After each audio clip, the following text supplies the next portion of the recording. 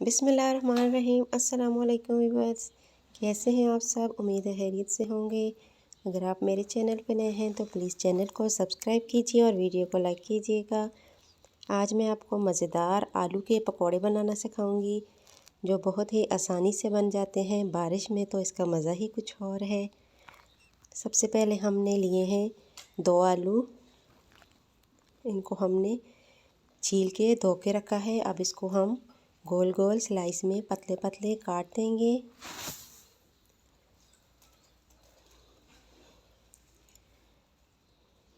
इस तरह से सारे आलू काट के रख दें और एक बाउल लें। इसमें आप बेसन डालें।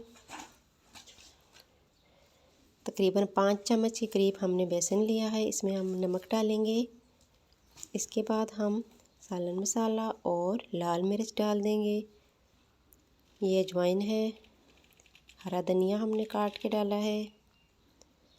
इन चीज़ों को मिक्स करके हम पानी से अच्छी तरह से घोल लेंगे। आपने बहुत ज़्यादा नरम भी नहीं करना, नॉर्मल रखना है इसको।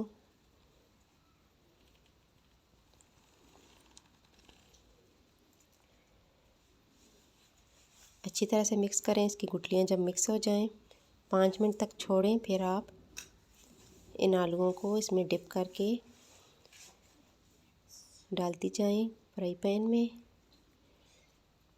इस तरह बारी बारी सारे आलू आप डाल दें।